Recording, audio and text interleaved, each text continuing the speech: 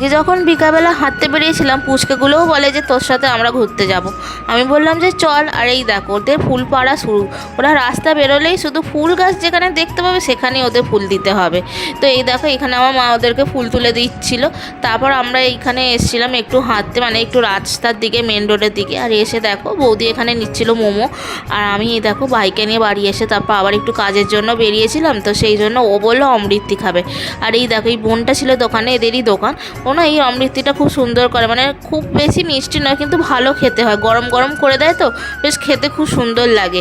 আর ওই জন্যই এখান থেকে নেওয়া। আর আমি বাড়িতে নিয়ে চলে এসেছিলাম ফুচকা।